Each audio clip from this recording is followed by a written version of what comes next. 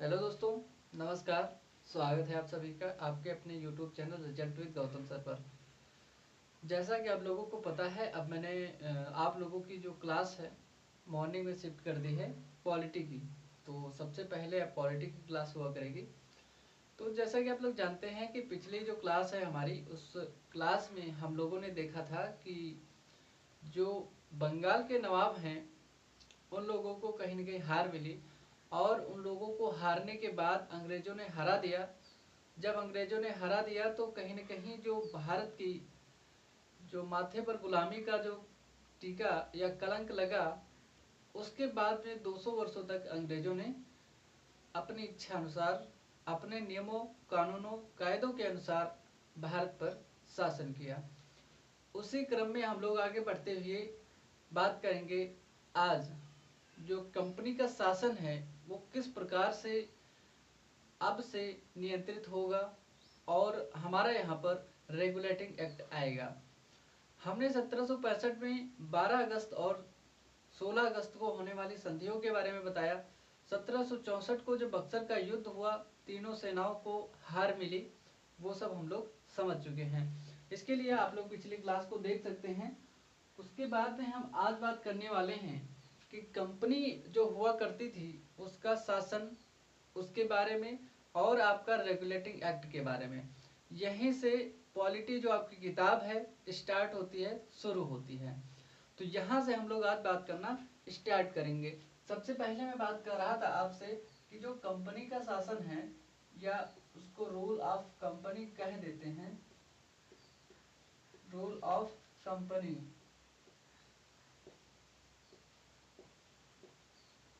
ये क्या है? कंपनी का शासन है ये।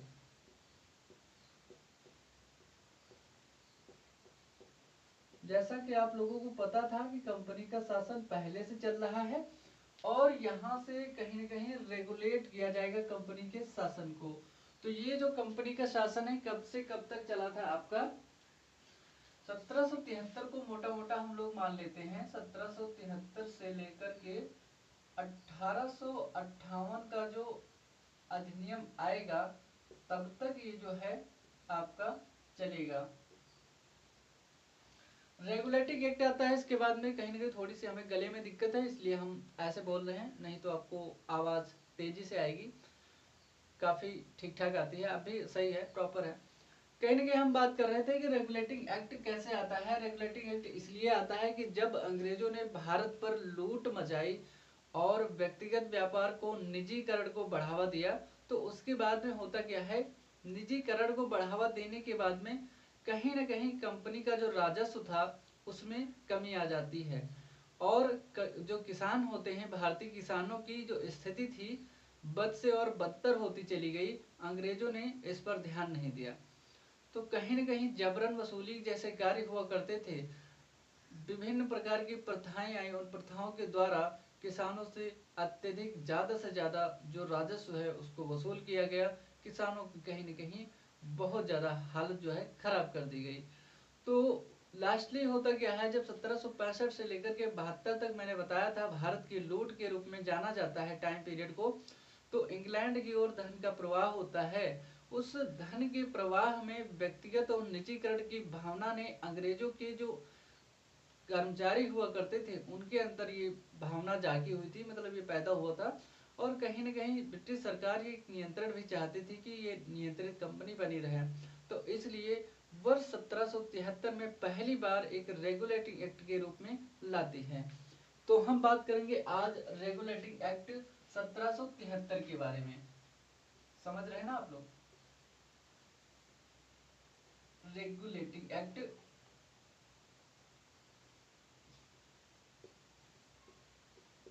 रेगुलेटिंग एक्ट 1773 का रेगुलेटिंग एक्ट या रेगुलेटिंग एक्ट 1773। ठीक, यहाँ से जो कंपनी होती है, यहाँ से कहीं ना कहीं प्रथम बार नियंत्रण जो ब्रिटिश सरकार का होता है, प्रथम बार यहाँ से शुरुआत हो जाती है। तो ये क्या है, रेगुलेटिंग एक्ट क्यों लाया गया, मैंने आपको बता दिया, क्योंकि कहीं न कहीं व्यक्तिगत और निजीकरण की भावना को दूर करने के लिए कंपनी पर एक शासन को, एक सत्ता को ब्रिटिश सरकार के नियंत्रण को स्थापित करने के लिए ये जो है रेगुलेटिंग एक्ट लाया गया। जो ब्रिटिश शासन है इसको रेगुलेट कैसे, यह क्या था, मतलब 1773 का रेगुलेटिंग एक्ट था क्या, यह प्रथम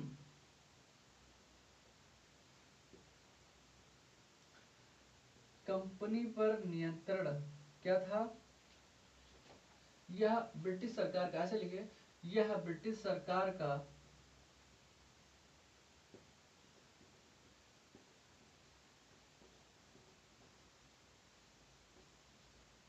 प्रथम कंपनी पर नियंत्रण था। पहली बार जो कंपनी है उसको नियंत्रित किया जा रहा था और सरकार के द्वारा नियंत्रित किया जा रहा था, आपको कंपनी पर नियंत्रण था।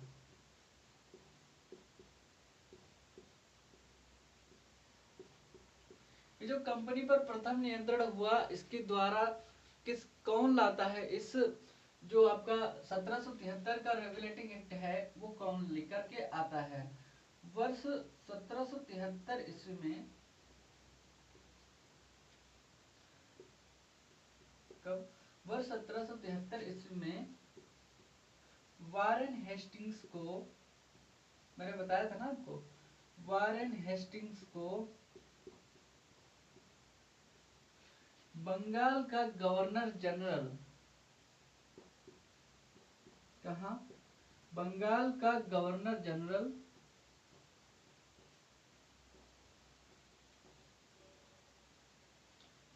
बनाकर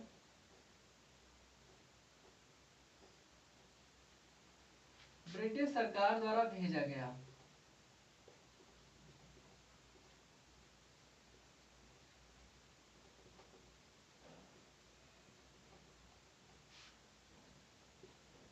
कौन आता है आपका, आता है आपका वारेन हेस्टिंग्स, बंगाल का गवर्नर जनरल बनकर के आता है। पहले यहाँ पर गवर्नर हुआ करता था ब्रिटिशर्स का, और अब क्या आ गया, यहाँ पर गवर्नर जनरल आ गया। गवर्नर जनरल को गवर्नर जनरल इसलिए कहा गया क्योंकि अन्य दोनों प्रांतों में, ऐसे मत लिखिए अभी, इसके अंतर्गत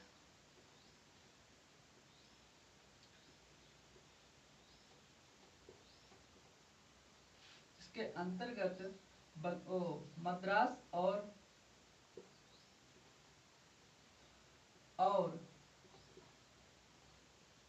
मुंबई के गवर्नर को,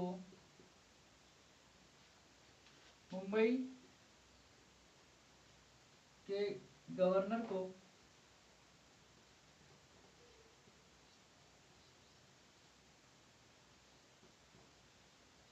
लाया गया।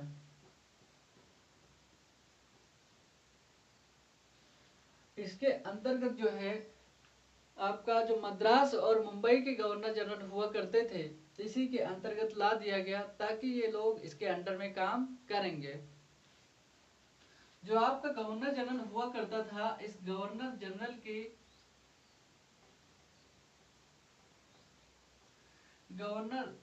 के साथ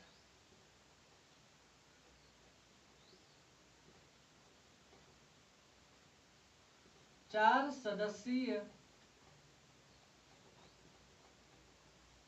सदस्यों वाली क्या आती है, कार्यकारी परिषद,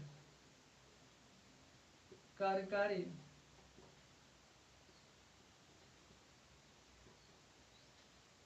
परिषद की नियुक्ति की गई।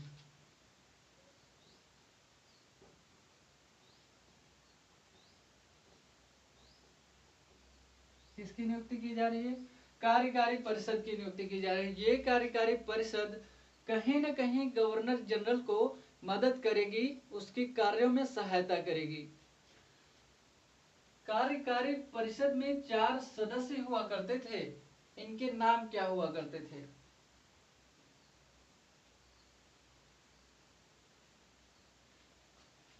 4 सदस्य, इन 4 सदस्यों के नाम हुआ करते थे।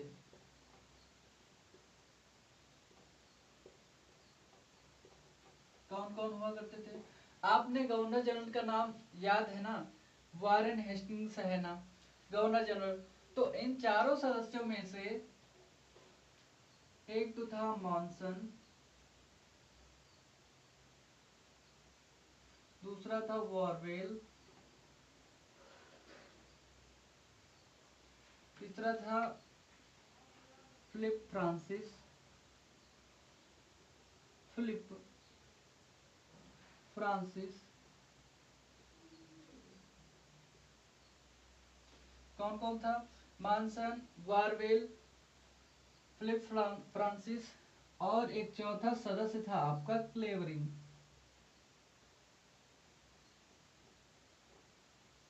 ये जो चार सदस्य हुआ करते थे, इन चार सदस्यों को जो है नियुक्त किया गया था किस लिए? कार्यकारी परिषद के रूप में इनको सहायक के रूप में नियुक्त किया गया था। गवर्नर जनरल की ये लोग सहायता करेंगे ताकि गवर्नर जनरल अच्छा निर्णय ले सके। ठीक है, तो यहां तक आप लोगों ने देख लिया। मैंने आपको बताया रेगुलेटिंग एक्ट जो है 1773 का रेगुलेटिंग एक्ट चल रहा है, और इसी 1773 के रेगुलेटिंग एक्ट के अंतर्गत कंपनी पर पहला नियंत्रण ब्रिटिश सरकार का होता है। इस 1773 के रेगुलेटिंग एक्ट के द्वारा क्या किया जाता है? एक गवर्नर जनरल को बनाया जाता है जिसका नाम होता है वारेन हेस्टिंग्स, को भेजा जाता है भारत में। और इस वारेन हेस्टिंग्स के अंतर्गत अन्य दो मद्रास और मुंबई के गवर्नर हुआ करते थे, उनको इसके नीचे कर दिया जाता है, मतलब इसके अंतर्गत ला दिया जाता है। कहीं न कहीं गवर्नर जनरल के साथ में कार्यकारी परिषद की नियुक्ति की जाती है, उसमें 4 सदस्य होते हैं, जिसके सदस्यों के नाम होता है मॉनसन, वारवेल और फिलिप फ्रांसिस और क्लेवरिन। कहीं न कहीं इन 4 सदस्यों के निर्णय के आधार पर ही गवर्नर जनरल को अपना निर्णय सुनाना होता था। ठीक है, 1773 के रेगुलेटिंग एक्ट से और क्या क्या बाहर आता है? हम बात कर रहे थे आपकी 1773 का रेगुलेटिंग एक्ट, आप हेडिंग पढ़ी रहने दीजिए, उसके आगे लिखिए। हम बात कर रहे थे इस कार्यकारी परिषद के आधार पर, कार्यकारी परिषद के निर्णय के आधार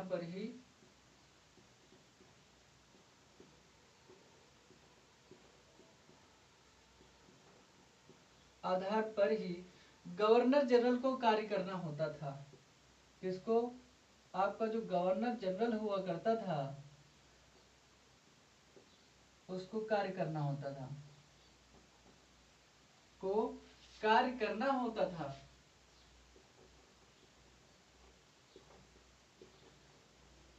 आप देख लीजिए, जो गवर्नर जनरल है इन चारों के अंतर्गत ही कार्य करता है।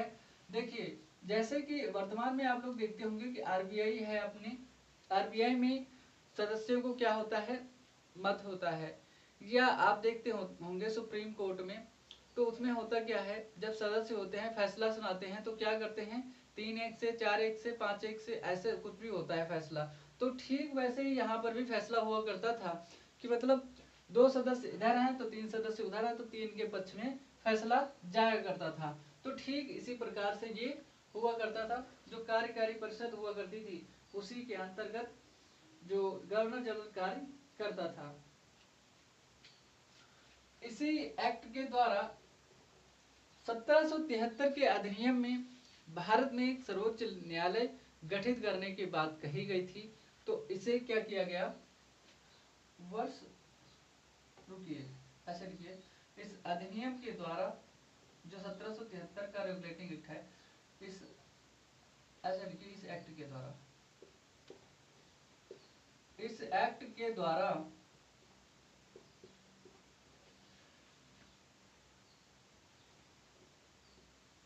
बंगाल में या कोलकाता में एक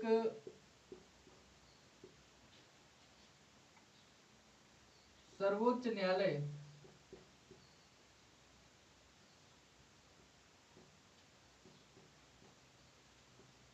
स्थापित करने की बात कही गई।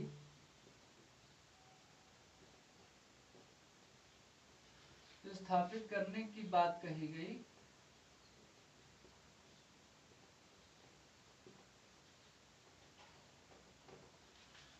जब ये स्थापित करने की बात कही गई तो वर्ष 1700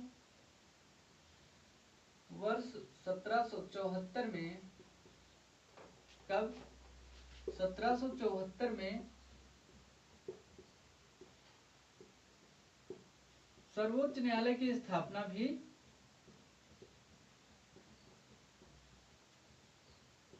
सर्वोच्च न्यायालय की स्थापना की गई, की स्थापना कहां पर की गई? कोलकाता में की गई।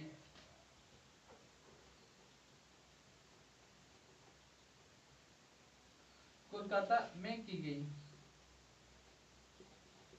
तो जो है ये इस अधिनियम के अंतर्गत क्या हुआ, जो आपका सुप्रीम कोर्ट है माननीय, वर्तमान में कहीं न कहीं यहीं से एक सर्वोच्च न्यायालय का की स्थापना यहाँ से की गई।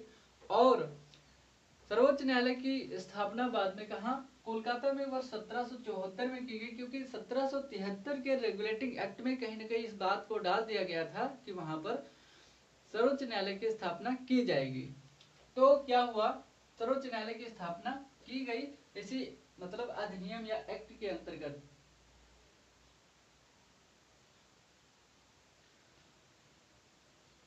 अब हम बात कर रहे थे इसकी, तो इसमें सुप्रीम कोर्ट की जो स्थापना की गई, इसमें कुछ सदस्य भी होंगे। इसके प्रथम मुख्य न्यायाधीश, इसके जो सुप्रीम कोर्ट की स्थापना की गई, इसको ऐसे ही लिखिए, सुप्रीम कोर्ट के प्रथम मुख्य न्यायाधीश, मुख्य न्यायाधीश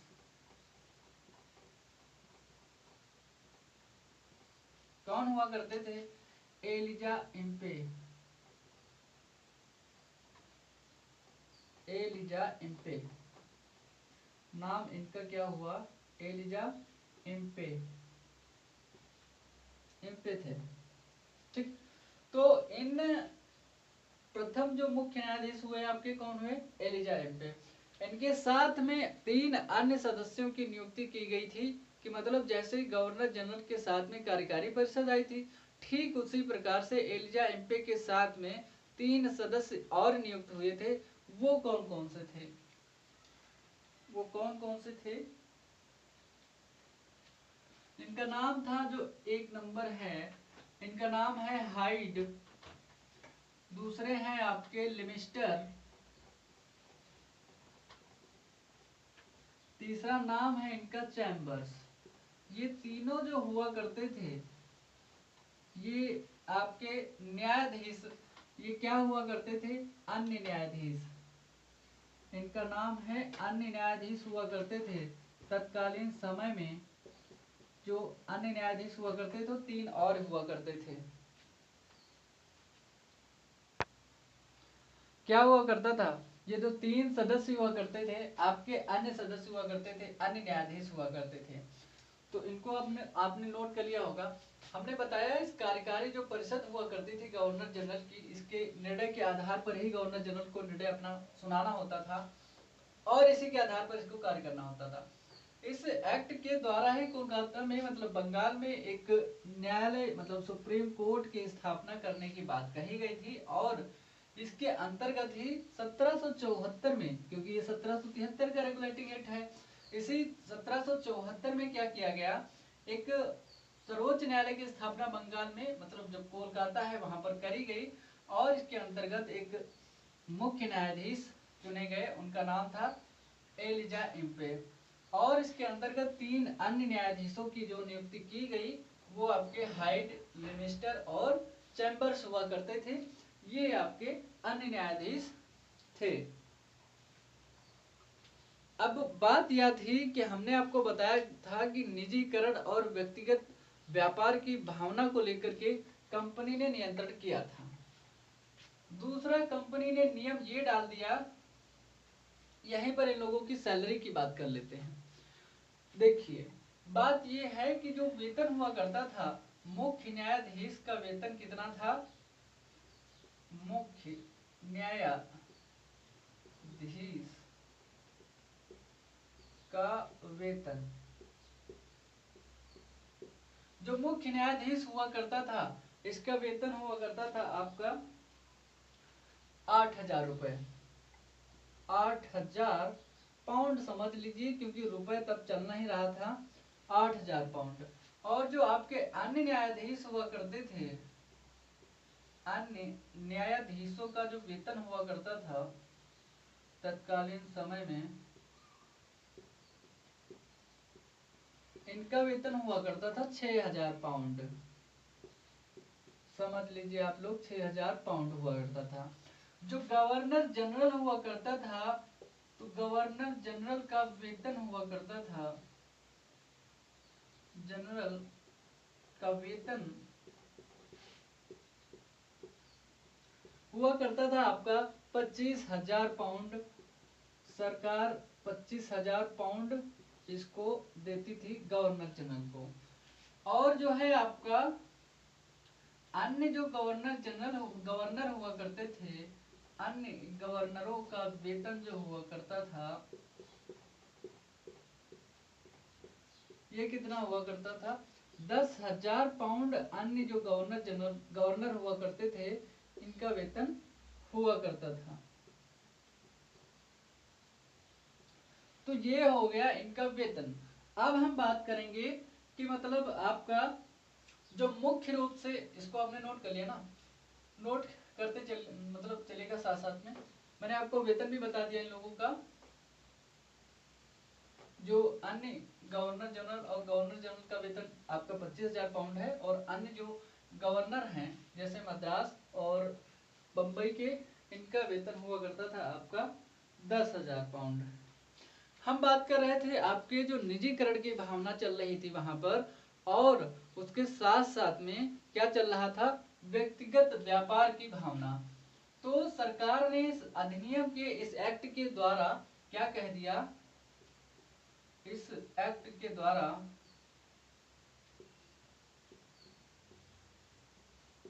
क्या कहा गया? कंपनी का कोई सदस्य, कंपनी का कोई सदस्य, कोई सदस्य या कर्मचारी, कर्मचारी लिखिए आप लोग, कोई भी कर्मचारी हो या सदस्य हो, निजी व्यापार नहीं करेगा। निजी व्यापार क्या बता दिया? साफ तौर पे कह दिया कि निजी व्यापार नहीं करेगा। ठीक है, क्या बता दिया? लगातार मतलब ऐसे कह दिया कि कोई भी सदस्य निजी व्यापार नहीं करेंगे। और इसमें कहा गया ना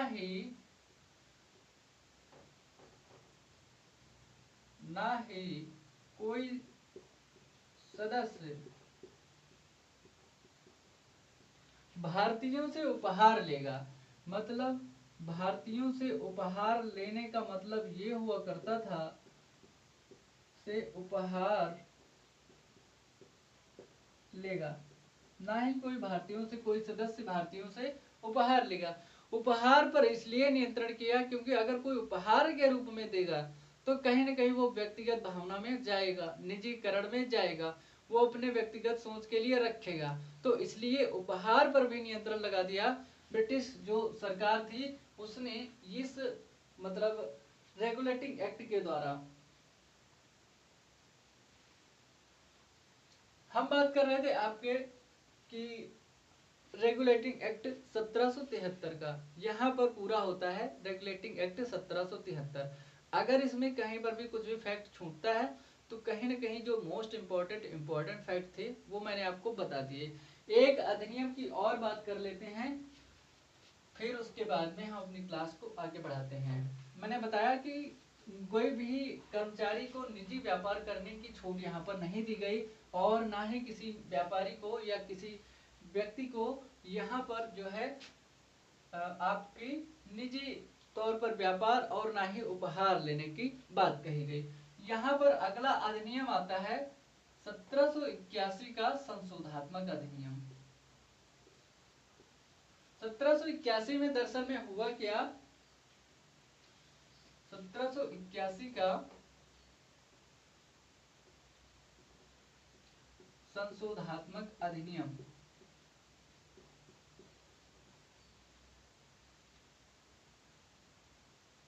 अधिनियम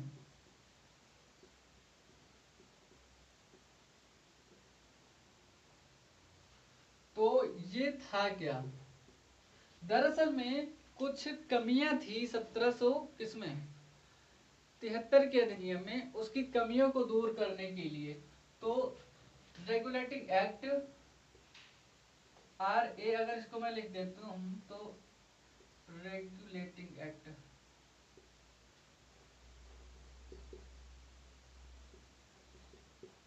जो इसके अंतर्गत कमियां थी कि कमियों को दूर करने के लिए इसे लाया गया था, दूर करने के लिए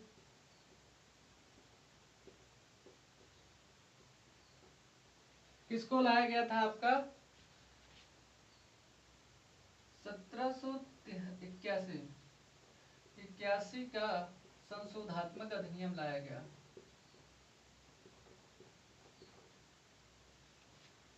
अधिनियम लाया गया।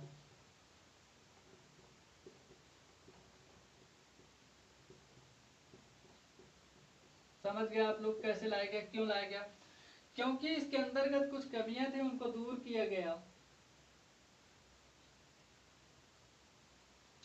हुआ क्या, इसमें कमी क्या बताई गई, इस 1773 के अधिनियम में ये कमी बताई गई कि कहीं न कहीं जो गवर्नर जनरल है वो देखिए बड़ा है, उस गवर्नर जनरल और उसकी कार्यकारी परिषद जो है बड़ी है, उसको क्या किया जाए सुप्रीम कोर्ट के अंदर न रखा जाए, सुप्रीम कोर्ट से बाहर रखा जाए ताकि वो अपना मामला जो फैसला है वो सुना सके। अब क्या किया गया, यहाँ पर गवर्नर जनरल समझ जाएंगे, तो क्या किया गया,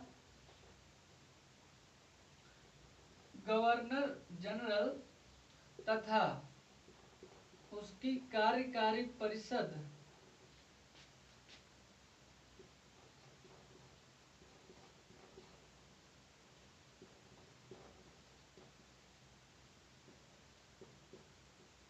क्या किया गया, कार्यकारी परिषद को सुप्रीम कोर्ट से बाहर कर दिया गया, सर्वोच्च न्यायालय से बाहर कर दिया गया,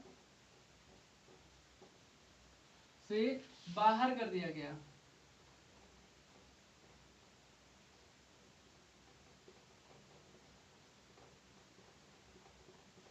तो क्या इसके अंदर था, अंदर नहीं था, बात ये थी। अब क्या हुआ, पहले क्या था, पहले ये था 1773 के रेगुलेटिंग एक्ट के अंतर्गत पहले ये था कि सुप्रीम कोर्ट के जो न्यायाधीश होंगे वो गवर्नर जनरल और जो उसकी कार्यकारी परिषद है उसके भी मामले की सुनवाई करेंगे। लेकिन यहाँ पर क्या होता है, संशोधनात्मक अधिनियम के द्वारा ये बता दिया गया कि कहीं न कहीं सुप्रीम कोर्ट अब जो है, जो इनके अधिनियम जो है आपकी कार्यकारी परिषद और गवर्नर जनरल है, इनके जो भी मामले होंगे उनकी सुनवाई नहीं करेगा। कौन, सुप्रीम कोर्ट को इससे बाहर कर दिया गया। और क्या किया गया, सुप्रीम कोर्ट को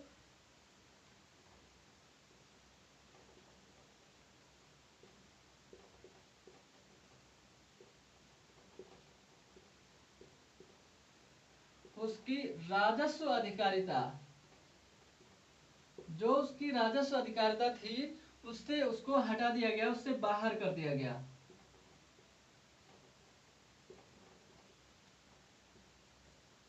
सॉरी, उसकी राजस्व अधिकारिता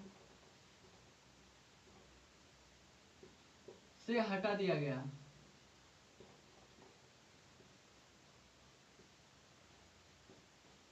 क्या किया गया, सुप्रीम कोर्ट को जो राजस्व उसके पास वसूल करने या उसके पास जो भी अधिकार था उसको क्या कर दिया गया, राजस्व अधिकारिता से उसको हटा दिया गया, बाहर कर दिया गया कि तुम्हारे पास किसी भी प्रकार का राजस्व जो है इकट्ठा नहीं होगा, नहीं आएगा, तुम सिर्फ मामले सुनाने के लिए हो, फैसले सुनाने के लिए हो, वो तुम फैसला करो।